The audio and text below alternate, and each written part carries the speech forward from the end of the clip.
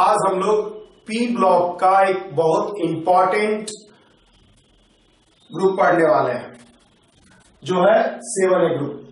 7A group में जो elements रहता है उसको हैलोजन कहा जाता है, बिकॉज ये सब एलिमेंट जो है साल्ट फॉर्म करता है, साल्ट प्रोड्यूस करता है बाय रिएक्टिंग विद मेटल्स।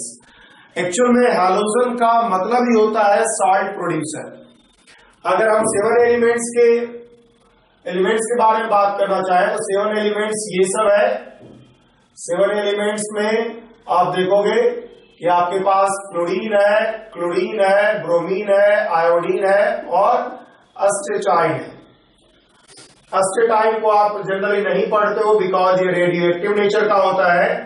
बाकी सबको आप बहुत डिटेल में यहाँ पे स्टडी करोगे। फ्लोरीन, क्लोरीन, ब्रोमीन, आयोडीन, ये सभी जो होता है साल्ट फॉर्म करता है, साल्ट फॉर्मेशन करता है विथ मेटल्स, ठीक है। और इसलिए सो नोन एज, और इसलिए इन लोगों को हम लोग कहते हैं नोन एज हैलोजन। हैलोजन का मतलब, ये हैलो का मतलब ही होता है सॉल्ट और जन का मतलब होता है बर्थ, मतलब सॉल्ट को प्रोड्यूस करने वाला, सॉल्ट को बर्थ देने वाला। तो हैलोजन का मतलब ही होता है सॉल्ट प्रोड्यूसर।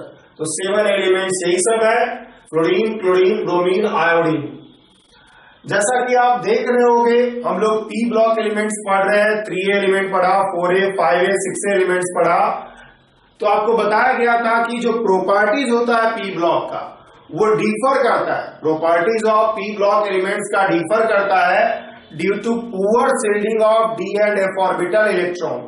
हालांकि 7A ग्रुप में 7 एलिमेंट्स का प्रॉपर्टीज अच्छा खासा मैच करता है। इसका प्रॉपर्टीज बहुत ज्यादा डिफर नहीं करेगा, मतलब जो अदर पी ब्लॉक एलिमेंट्स है उसका प्रॉपर्टीज डिफर करता है due to poor shielding of d and f orbital electron, लेकिन 7A का डिफर नहीं करता है।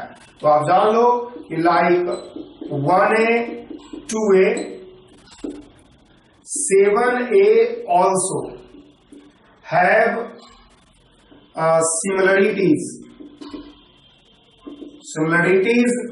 in properties of their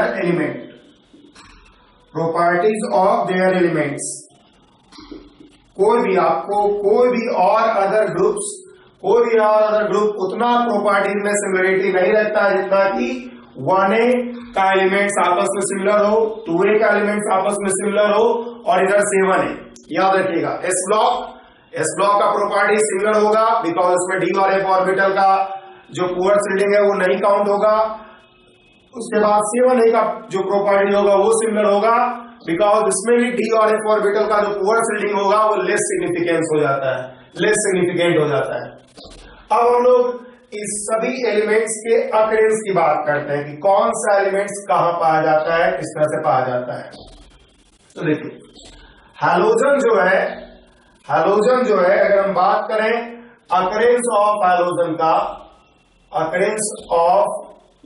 halogen की बात करें अगर हम, तो सबसे ज्यादा जो हैलोजन पाया जाता है fluorine and chlorine are found in abundant in nature। Fluorine and chlorine are found in nature in combined form with alkali metal and alkaline earth metal। With alkali metal and alkaline earth metal। alkali metal मतलब आप समझ ही रहोगे first a metal, alkaline earth metal मतलब second ए metals. जैसे कि fluorine is found as CaF2, जिसको कि फ्लोरोस्पार कहते हैं। फ्लोरीन को आप देखोगे कि क्रायोलाइट के रूप में भी पाया जाता है, Na3LF6 क्रायोलाइट,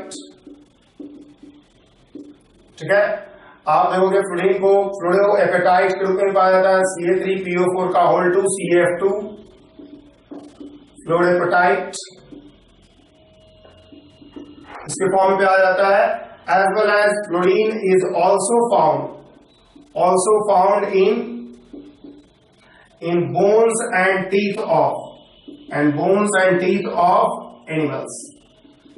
बोन्स और टीथ ऑफ एनिमल्स में क्लोरीन पाया जाता है। बात अगर हम क्लोरीन की करें तो क्लोरीन is mainly found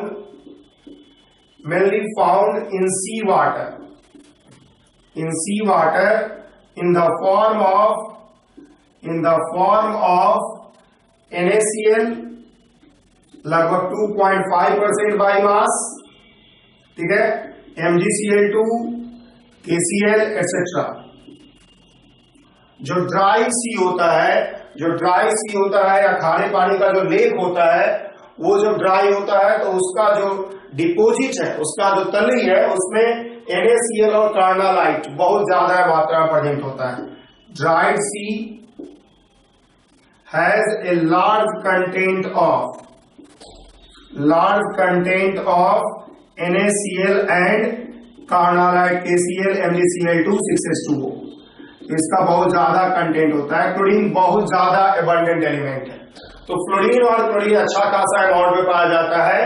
जबकि अगर हम ब्रोमीन और आयोडीन की बात करें, ठीक है, ब्रोमीन और आयोडीन बहुत कम मात्रा में पाया जाता है compare to that of chlorine and chlorine. तो bromine and iodine are less abundant. Bromine भी पाया जाएगा किसमें? ब्रोमीन भी पाया जाएगा सी वाटर में in the form of NaBr, MgBr2, ये सब bromine are found in sea water to very less extent in the form of NaBr, MgBr2 वगैरह, इन सब में प्रेजेंट रहता है, ठीक है। आयोडीन की अगर हम बात करें तो iodine are found in many seaweeds. जो समुद्र का जो वीड्स होता है, समुद्र का जो मतलब समुद्री घास वगैरह होगा, उसमें जो होगा प्रेजेंट होता है about 0.5% by weight, and in Chile salt Peter,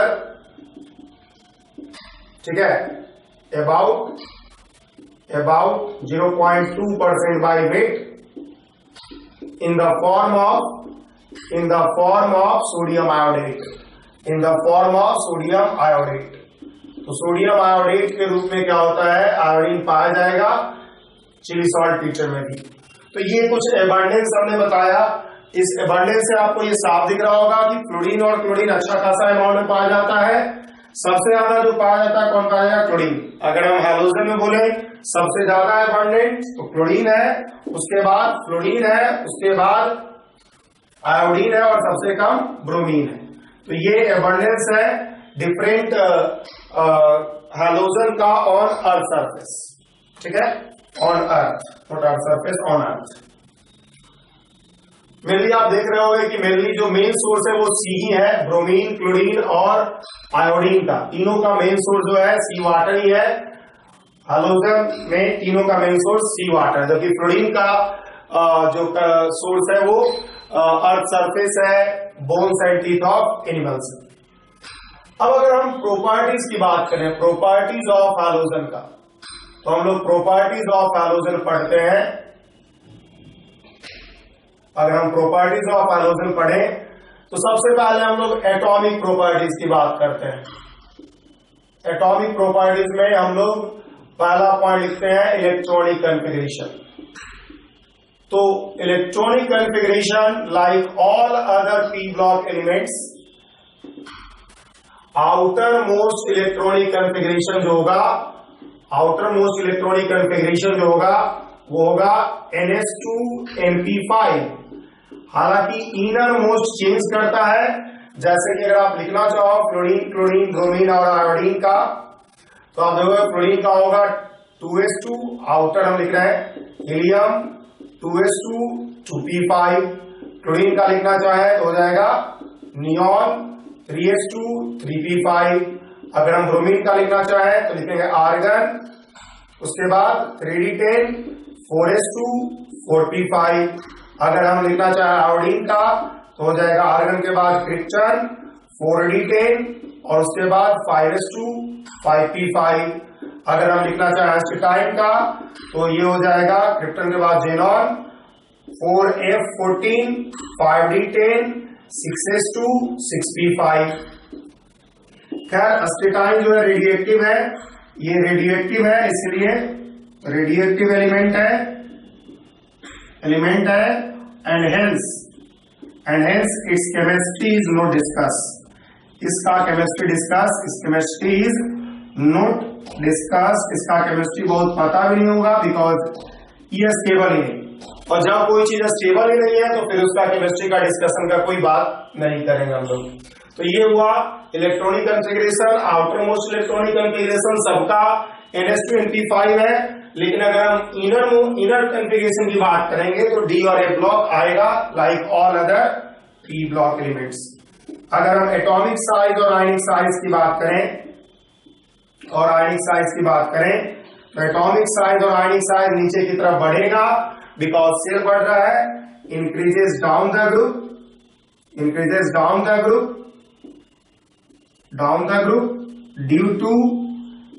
due to addition of extra shell के कारण क्या होगा नीचे की तरफ, due to addition of extra shell क्या होगा नीचे की तरफ क्या होगा, एटॉमिक साइज और आयनिक साइज बढ़ेगा। हालांकि गौर कीजिएगा अगर हम रिस्पेक्टिव पीरियड में बात करें, अगर जैसे फ्लोरीन जिस पीरियड में है, क्लोरीन जिस पीरियड में है, ब्रोमीन जिस पीरियड में है, आयोडीन जिस पीरियड में है, इन सब का एटॉमिक साइज सबसे कम होता है। In respective period halogens have minimum atomic size होगा। क्यों? ड्यू टू, लिख सकते हो due to maximum effective nuclear charge. अगर हम हैलोजन की बात करें तो उसका जो साइज होगा वो सबसे कम होगा। आप जानते हो ट्रेंड ऑफ एटॉमिक रेडियस इस तरह से नीचे की तरफ बढ़ता है बिकॉज सेल का एडिशन होता है, इस तरह बढ़ता है बिकॉज जैसे जैसे इधर जा रहे हो वैसे वैसे आपका इफेक्टिव न्यूक्लियर चार्ज बढ़ रहा है। इफेक्टिव न्यूक्लियर चार्ज इधर बढ़ रहा है तो रेडियस क्या होगा, इधर बढ़ेगा बिकॉज इफेक्टिव न्यूक्लियर चार्ज बढ़ने का मतलब है कि न्यूक्लियर ज्यादा अट्रैक्टिव फोर्स लगा रहा होगा, इसलिए रेडियस होगा इधर बढ़ेगा। बात अगर हम करें यहाँ पे नोबेल गैस का, आपको ये कंफ्यूजन हो रहा होगा कि नोबेल गैस का क्यों नहीं लिखा गया सबसे कम रेडियस। तो नोबेल गैस का रेडियस बड़ा होता है। नोबेल गैस के रेडियस को हम लोग इस स्टेट में कंसीडर नहीं करते हैं। इस पे एक सवाल भी कराया गया था पीरियोडिक टेबल में, जहां पे नोबेल गैस का रेडियस हम लोग नहीं कंसीडर करेंगे बिकॉज नोबेल गैस का वंडरवाल रेडियस होता है और वंडरवाल रेडियस सबसे बड़ा होता है। तो इसलिए अगर हम रेस्पेक्टिव ग्रुप की बात करें, रेस्पेक्टिव पीरियड की बात करें तो ट्रेंड के अनुसार अल्कली मेटल का होना चाहिए मैक्सिमम और सबसे कम होना चाहिए हैलोजन का। नोबेल गैस को हम बाहर रखते हैं ट्रेंड से बिकॉज नोबेल गैस का वंडरवाल रेडियस कंसीडर करते हैं और वंडरवाल रेडियस कंसीडर करने के कारण नोबेल गैस का एटॉमिक साइज सबसे ज्यादा हो जाता है। ये बात गौर कीजिएगा। अगर हम रेस्पेक्टिव पीरियड में बात करें तो सबसे कम जो होना चाहिए वो किसका होना चाहिए, हैलोजन का। ठीक है, नोबेल गैस को हम लोग नहीं देखेंगे ट्रेंड में बिकॉज नोबेल गैस का वंडरवाल रेडियस कंसीडर किया जाता है। ठीक है, ये एटॉमिक प्रॉपर्टीज हुआ कुछ। इसके बाद हम लोग अब आगे पढ़ते हैं आयोनाइजेशन एनर्जी। ठीक है, तीसरा हम लोग पढ़ेंगे आयोनाइजेशन एनर्जी। आयोनाइजेशन एनर्जी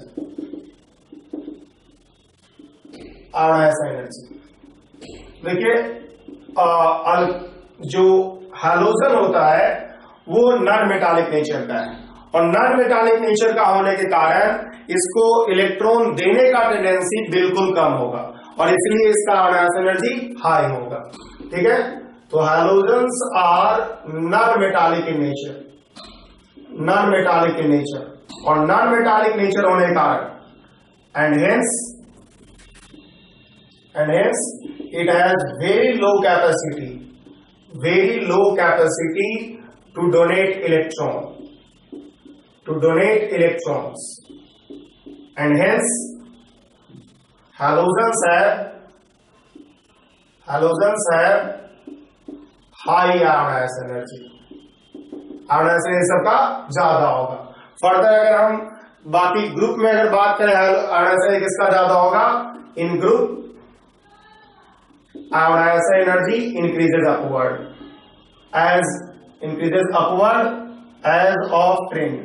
ठीक है, जो ट्रेंड का है, ट्रेंड के अनुसार से क्या होगा, जैसा ट्रेंड है वैसा होगा। आयोनाइजेशन एनर्जी का पीटी में ट्रेंड यही होता है, ऊपर की तरफ बढ़ेगा और इधर बढ़ेगा, तो हैलोजन का सबसे ज्यादा होगा आयोनाइजेशन एनर्जी। चौथा अगर हम बात करें इलेक्ट्रोनेगेटिविटी का, तो हैलोजन जो होगा are most electronegative elements. Halogens are most electronegative elements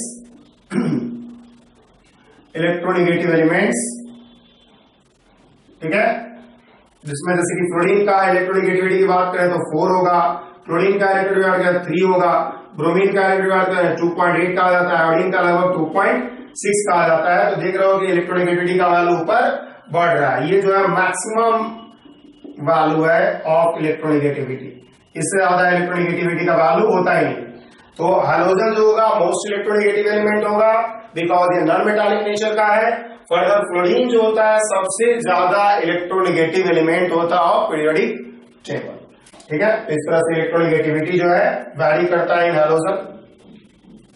अगर हम बात करें अब इलेक्ट्रॉन एफिनिटी का, तो इलेक्ट्रॉन एफिनिटी अगर आप देखोगे, पांचवा पॉइंट हम लोग डील करते हैं electron affinity.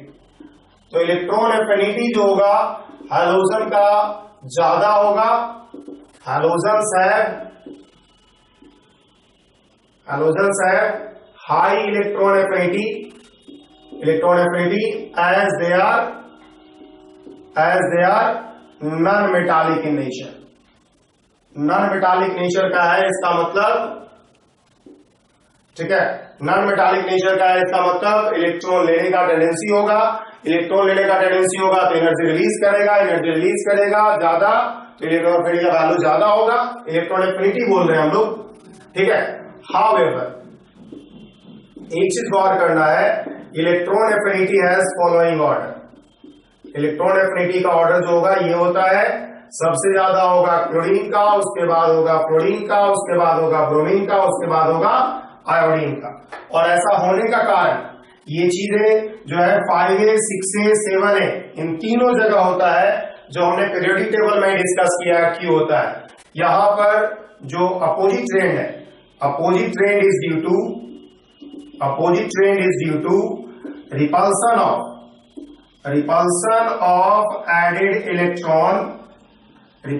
of added electron with valence electron of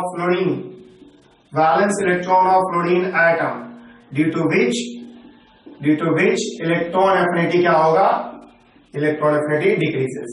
इसके कारण से इसका इलेक्ट्रॉन एफिनिटी क्या हो गया है, डिक्रीज किया है। इसको हमने बहुत अच्छे से डील किया था एटॉमिक पीरियोडिक टेबल में, इन सभी प्रॉपर्टीज को।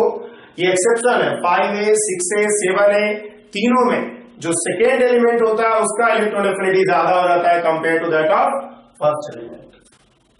और छठा, हम इसी तरह से अगर हम ऑक्सीडाइजिंग पावर की बात करें, तो ऑक्सीडाइजिंग पावर जो होगा हैलोजन का, ऑक्सीडाइजिंग पावर ऑफ हैलोजन जो होगा मैक्सिमम होता है। ठीक है, maximum oxidising power because of non metallic nature. Non metallic nature होने के कारण मैक्सिमम ऑक्सीडाइजिंग पावर होता है।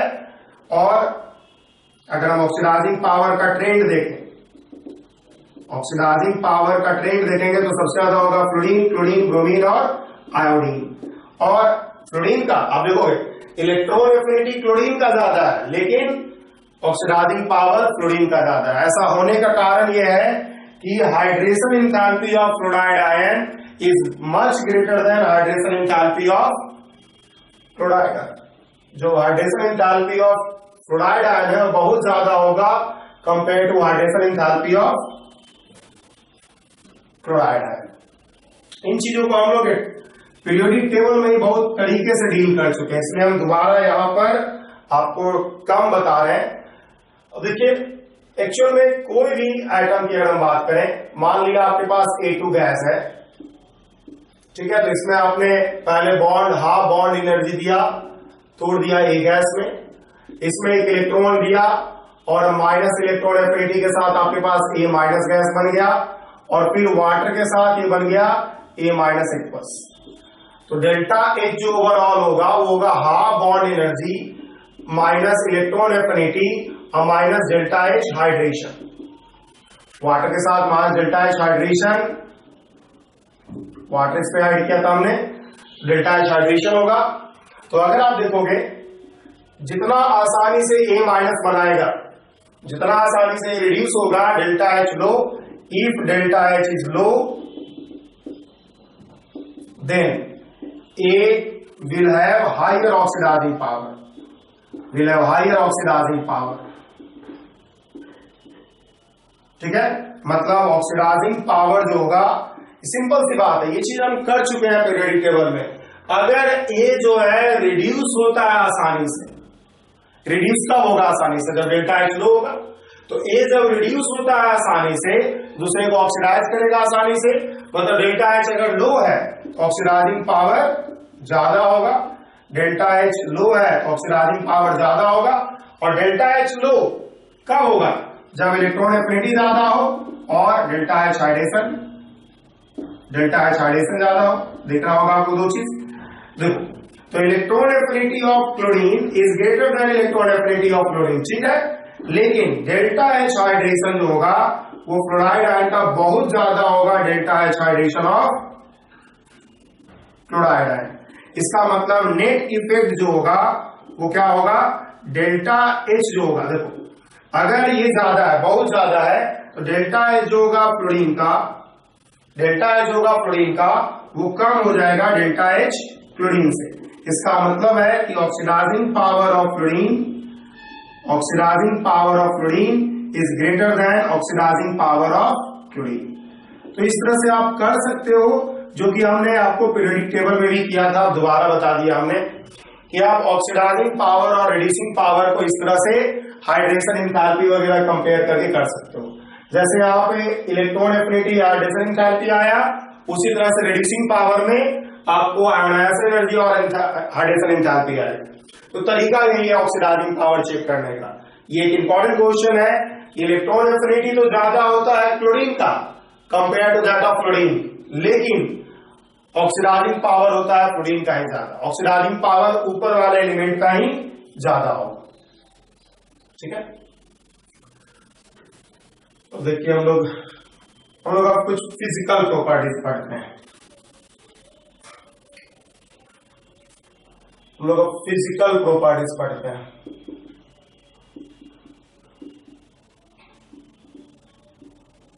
हेलो सर, सबसे पहली बात यह है कि स्टेज की अगर हम बात करें, F2 जो होगा गैस होगा, Cl2 भी क्या होगा, गैस होगा, ब्रोमीन जो होगा वो लिक्विड होगा और बहुत डेंजरस लिक्विड होता है। अगर ब्रोमीन आपके हाथ पे गिर जाए तो स्किन को सीधे क्या करेगा, छेद कर देगा, डेंजरस लिक्विड होता है। I2 क्या होता है, सॉलिड होता है, ठीक है। अगर हम बात करें तो मेल्टिंग पॉइंट, पहला बात यह है। दूसरा पॉइंट है कि melting point and boiling point increases downward, नीचे की तरफ क्या होता है, बढ़ेगा। और जैसा आपको दिख रहा होगा कि नीचे अगर ये सॉलिड है, इसका मतलब इसका मेल्टिंग पॉइंट ज्यादा है, तभी तो सॉलिड रूप में एग्जिस्ट कर रहा है। ये लिक्विड है, इसका मतलब इसका मेल्टिंग पॉइंट ज्यादा है, तभी तो। अगर ये सब गैस है, इसका मतलब मेल्टिंग, इस सब का बॉइलिंग पॉइंट कम है, तो नीचे की तरफ मेल्टिंग पॉइंट बॉइलिंग पॉइंट बढ़ेगा। तीसरा बात अगर हम करें तो फ्लोरीन जो होता है, colour, halogens are colourful, halogens are colourful due to excitation of electron by visual light. Visual light के द्वारा एक्साइटेशन होगा और जिसके कारण से क्या होगा, हैलोजन कलरफुल होता है। फ्लोरीन जो होता है पेल येलो कलर का होता है, हल्का येलो कलर का। क्लोरीन जो होता है येलोइश ग्रीन होता है, येलोइश ग्रीन कलर का होता है। ब्रोमीन जो होता है रेडिश ब्राउन होता है, या रेडिश ब्राउन कलर लिख सकते हो आप, ठीक है, या रेड कलर का भी लिखते हैं। आयोडीन जो होता है वायलेट कलर का होता है। तो ये सब जो है कलर है अलग अलग का। एक और बात देखोगे, एज वी मूव डाउन जो less energetic light is needed to excite the electrons. Less energetic light को रिक्वायर्ड होगा इलेक्ट्रॉन को एक्साइट करने में, और इसलिए जैसे जैसे आप नीचे जाओगे तो आपको क्या होगा, मतलब जो येलो कलर होगा वो आयोडीन येलो कलर एब्जॉर्ब करेगा, इसलिए वॉयलेट कलर कंप्लीमेंट्री कलर देगा। कंप्लीमेंट्री कलर जो है आपको बताया जाएगा डी ब्लॉक एलिमेंट्स में, और डी ब्लॉक के बाद हम लोग कॉम्प्लेक्स कंपाउंड में पढ़ेंगे, कंप्लीमेंट्री कलर के बारे में हम लोग आगे पढ़ेंगे। तो आप ये जान लो बस, जैसे जैसे हम नीचे जाएंगे, less energetic light is needed to excite the electrons, because fluorine में छोटा एटम होने के कारण इलेक्ट्रॉन जो होगा टाइटली बाउंड होगा, और टाइटली बाउंड होने के कारण एक्साइटेशन के लिए ज्यादा एनर्जेटिक इलेक्ट्रॉन चाहिए। चौथा पॉइंट अगर हम बात करें तो बॉन्ड एनर्जी की अगर हम बात करते हैं, तो बॉन्ड एनर्जी जो होता है सबसे ज्यादा होता है क्लोरीन का, ब्रोमीन का एंड देन फ्लोरीन का, और उसके बाद आयोडीन का। The abnormal behaviour is due to lone pair repulsion present in F2। Point क्या है? पॉइंट ये है कि अगर आप गौर करोगे कि किसका ज्यादा होना चाहिए, आप देखो ऐसा सोचोगे आप, होगा क्या, एक इंपॉर्टेंट पॉइंट है ये। और देखिए, आप जानते हो कि बॉन्ड स्ट्रेंथ इनवर्सली प्रोपोर्शनल होगा बॉन्ड लेंथ। बॉन्ड लेंथ ज्यादा मतलब बॉन्ड स्ट्रेंथ कम, और बॉन्ड लेंथ होता है डायरेक्टली प्रोपोर्शनल होता है साइज ऑफ एटम के।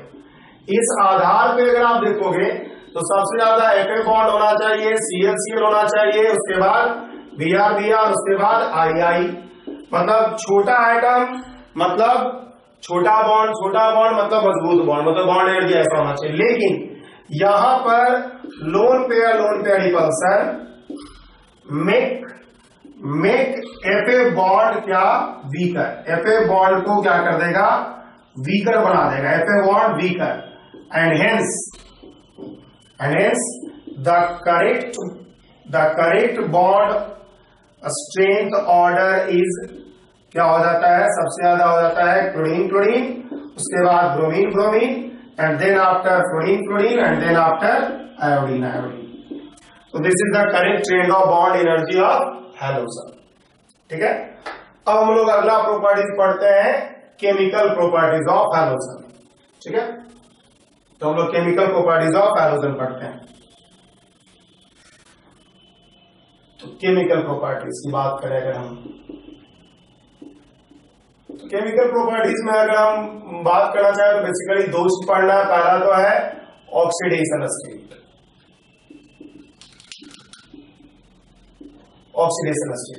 तो फ्लोरीन जो है -1 ऑलवेज, सिर्फ -1 ऑक्सीडेशन नंबर रहता है, जबकि क्लोरीन, ब्रोमीन, आयोडीन -1, +1, +3, +5, +7 शो करता है।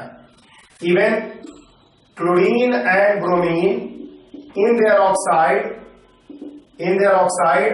also have +4 and +6 oxidation state। +4 और +6 ऑक्सीडेशन स्टेट भी क्लोरीन और ब्रोमीन का आप देख पाओगे कभी कभी, खासकर उसके ऑक्साइड्स में। अब क्यों इतना तरह का ऑक्सीडेशन स्टेट कर रहा है? ठीक है, तो chlorine, bromine and iodine are able to show +3, +5, +7 oxidation state due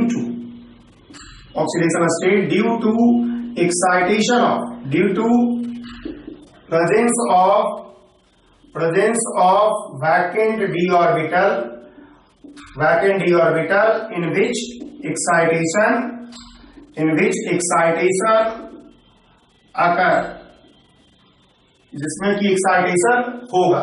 जैसे कि अगर हम बात करना चाहें इसमें, अगर हम क्लोरीन का कॉन्फ़िगरेशन का ग्राउंड स्टेट, ठीक है, तो आपके पास है 2s मतलब ये, और आपके पास है दिस वन, ठीक है, और आपके पास है ये 1 2 3 4 5, कोई भी हाइड्रोजन, हम हाइड्रोजन एक्स रख रहे हैं, chlorine bromine iodine ground state configuration, ये ग्राउंड स्टेट हुआ। ग्राउंड स्टेट में आप देख सकते हो, ग्राउंड स्टेट में आप देख सकते हो कि एक अनपेयर्ड इलेक्ट्रॉन है। अगर हम क्या करते हैं, फर्स्ट एक्साइटेड स्टेट करते हैं, तो फर्स्ट एक्साइटेड स्टेट में आप देखोगे कि X को क्या हो गया है, यहां पर जो है ये पेयर है, ये पेयर हो गया, और ये जो है आप देखोगे इसके पास अब 3 अनपेयर्ड इलेक्ट्रॉन हो गया। अगर हम सेकेंड एक्साइटेड स्टेट की बात करें, second excited state of X की बात करें, तो आपके पास दिस वन, ये है, और उसके बाद फिर 1 2 3 4 ये हो गया। अगर हम थर्ड एक्साइटेड स्टेट की बात करें,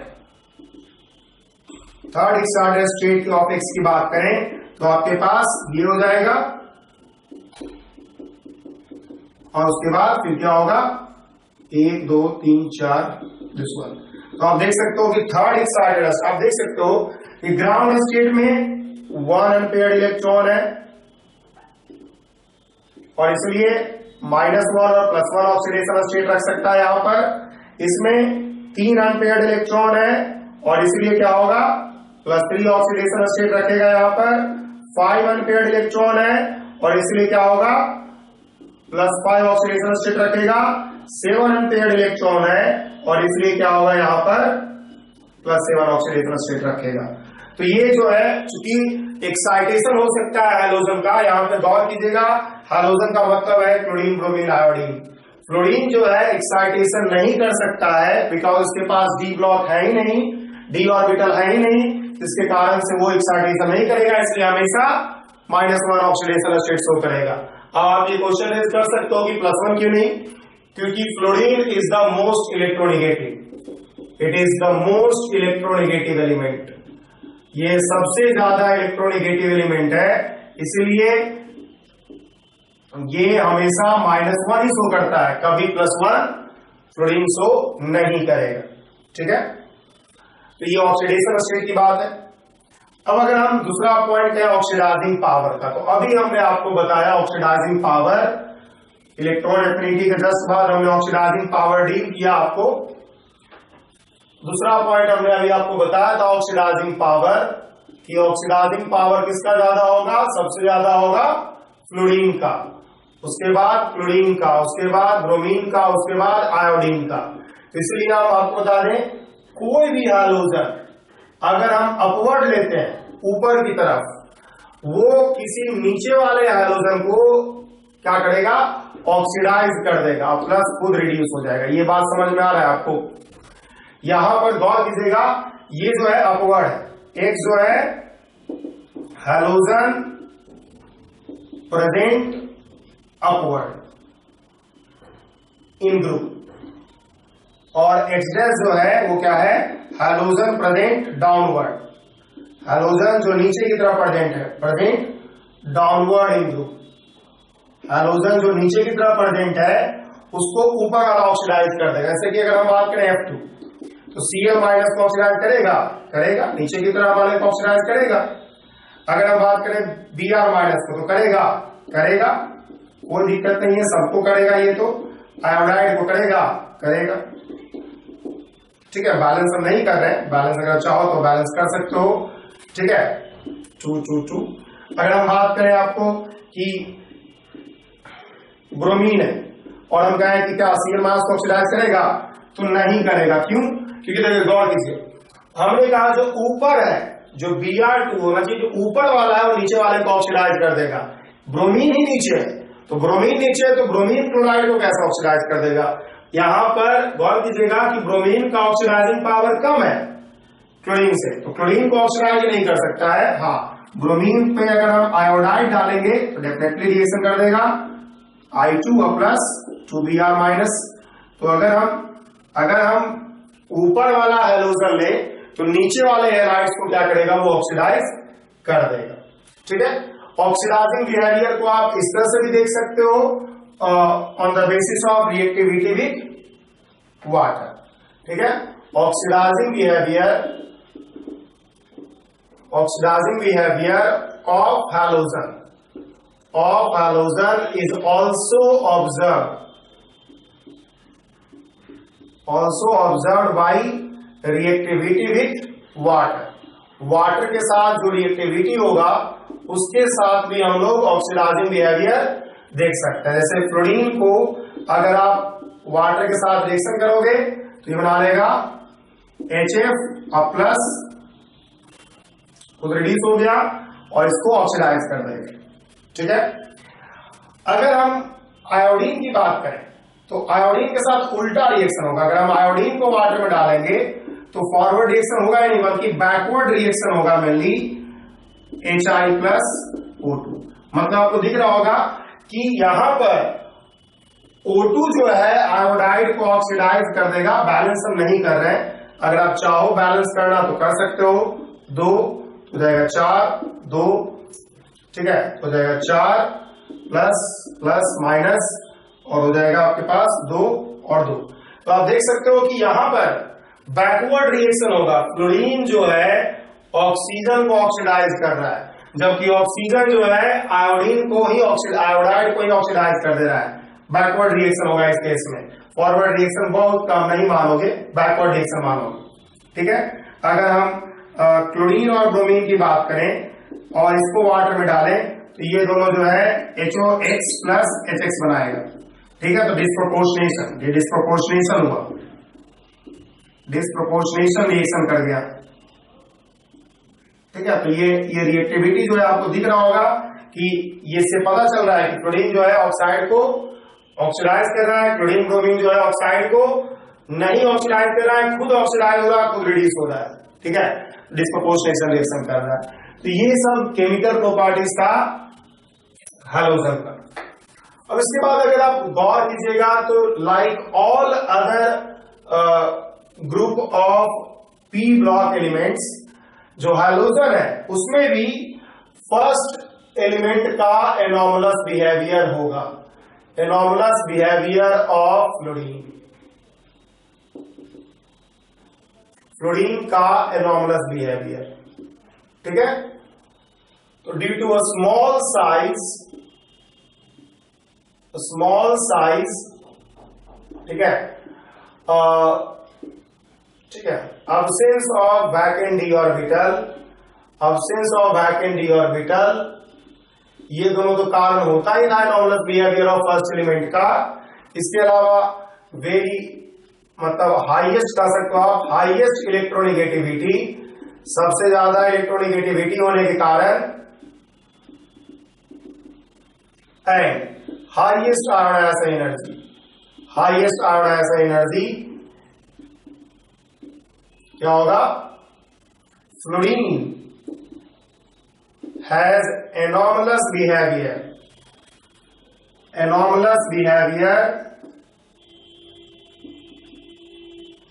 ठीक है, compare to chlorine bromine and iodine. Fluorine का जो बिहेवियर होगा वो थोड़ा एनॉमलस होगा, अलग तरह का होगा compare to chlorine bromine iodine. जैसे fluorine has no positive oxidation state, जबकि क्लोरीन ब्रोमीन को हैज पॉजिटिव ऑक्सीडेशन स्टेट होता है। आप जान ही रहे हो पॉजिटिव ऑक्सीडेशन स्टेट होगा।